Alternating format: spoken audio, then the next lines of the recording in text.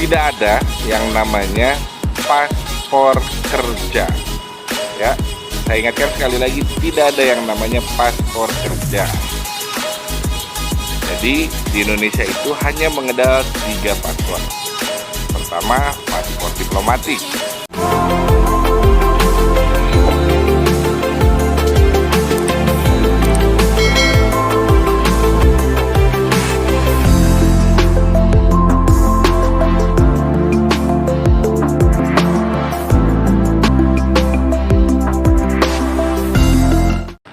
Assalamualaikum warahmatullahi wabarakatuh. Bertemu lagi dengan saya di Aher Explore Channel. Oke, selamat pagi, selamat siang, selamat malam dimanapun teman-teman berada. Semoga selalu semangat menikmati hari-hari dengan segala kesibukannya ya. Terima kasih juga yang sudah tetap setia di channel saya. Dan selamat datang bagi yang baru ketemu dengan channel saya. Jangan lupa untuk subscribe, like, and comment ya. Karena subscribe itu gratis. Yang bayar cuma kuotanya. Oke, pagi ini saya coba untuk membahas masalah paspor. Karena masih banyak yang bingung dengan teman-teman kita. Baik yang mau berangkat, banyak yang nanya ya, maupun yang sudah di sini, termasuk teman-teman saya ya, nggak bisa membedain mana apa namanya paspor ya. Katanya ada yang paspor kerja, ada paspor wisata atau melancong dan sebagainya. Saya luruskan saja ya. Tidak ada yang namanya paspor kerja ya. Saya ingatkan sekali lagi, tidak ada yang namanya paspor kerja. Jadi di Indonesia itu hanya mengedal 3 paspor. Pertama, paspor diplomatik. Ya, paspor diplomatik itu ya sesuai dengan namanya, digunakan untuk para diplomat dari Indonesia dalam bekerja. Bentuk paspornya biasanya ya bentuknya sama, warna paspornya hitam. Kemudian ada yang namanya paspor dinas. Paspor dinas itu biasanya dipakai oleh para pejabat atau para PNS sebenarnya dalam menjalankan dinasnya ke luar negeri. Yang ketiga, itu ada yang namanya paspor biasa. Nah, paspor biasa itu seperti apa? Seperti yang kita tahu dan yang pernah kita pakai, ini adalah paspor biasa. Jadi teman-teman, sekali lagi, ini adalah paspor biasa yang warnanya hijau dengan tebal 48 halaman ya. Nah, jadi teman-teman yang mau bekerja, yang mau melancong, yang mau kuliah di luar negeri, atau mungkin sekarang bisa juga untuk umroh dan jemaah haji, itu paspornya sama. Coba dicek yang sudah punya paspor, pasti warnanya hijau dengan 48 halaman. Kalau dulu untuk umrohan dan haji itu cuma 12 halaman kalau nggak salah ya. Kalau sekarang tidak ada, semuanya sama rata 48 halaman dengan masa berlaku yang baru saja diperbarui oleh pemerintah, yaitu 10 tahun. Jadi kalau dulu 5 tahun, sekarang 10 tahun ya. Jadi ingat teman-teman, tidak ada yang namanya paspor pelancong atau wisata dan paspor kerja. Semua paspor itu sama. Nanti yang membedakan adalah visa. Ingat, yang membedakan adalah visa. Visa itu izin dari negara yang akan kita tuju. Jadi ibarat kata, paspor itu adalah dokumen perjalanan. Ya, bukan ibarat kata, memang definisinya seperti itu ya. Jadi isinya itu tentang identitas kita, identitas singkat kita, dan termasuk biometrik ya. Di situ ada semua identitas kita. Nah, kemudian nanti ada yang namanya visa. Visa itu adalah izin mengunjungi sebuah negara yang dikeluarkan oleh negaranya tersebut. Ya, baru di situ ada klasifikasinya. Ada yang untuk wisata, ada yang untuk kerja, ada yang untuk mungkin sekolah ataupun hajian dan umroh. Ya, jadi situ bedanya. Kalau paspor itu adalah sama untuk orang-orang biasa, orang-orang kita ya, hampir umumnya semua warga negara Indonesia yang mau bepergian ke luar negeri memakai paspor biasa atau paspor hijau ya, kalau kita kenal. Nah, disinilah perbedaannya. Dan kemudian teman-teman kita pun di sini karena ketidaktahuan biasanya itu dipakai ladang bisnis bagi para calo paspor. Jadi tolong nih untuk pemerintah juga atau siapapun lah ya yang terkait. Jujur nih, saya dulu bikin secara resmi, bikin sendiri ini harganya cuma 350.000 ya. Saya ke imigrasi, tapi maaf, kemarin juga waktu saya berangkat itu saya agak ngakalin karena memang ribet. Karena ribet kenapa?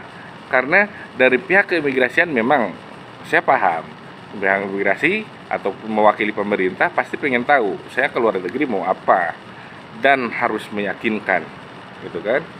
Jangan sampai paspor ini disalahgunakan karena ujung-ujungnya akan merepotkan pemerintah kalau misalkan terjadi hal-hal yang buruk ya. Nah, kemudian dari pihak perusahaan pemberangkatan tenaga kerja biasanya juga harus mempersyaratkan punya paspor dulu untuk bisa mengikuti rangkaian administrasi lainnya untuk berangkat kerja. Disinilah yang terjadinya gap antara keinginan pemerintah dan kemudahan dari pihak perusahaan yang mengakibatkan permainan, maaf ya, uang. Dan bagi yang belum tahu cara membuat paspor, itu akan jadi lahan basah bagi para calo, termasuk yang menjadi sponsor yang akan memberangkatkan tenaga kerja ke luar negeri. Ya, jadi contoh simpel tadi saya bikin ini, paspor ini harga resminya kan cuma 350.000 ya. Kalau yang elektronik 650 ya. Percaya nggak percaya, teman-teman saya di sini yang berangkat yang nggak tahu cara membuat paspor itu bisa sampai 10 kali lipat. Bayangan, dari 350.000 harganya jadi 3,5 juta. Bahkan kemarin saya nanya teman saya juga di sini, ada yang sampai 4,5 juta, nyaris 5 juta untuk bikin paspor.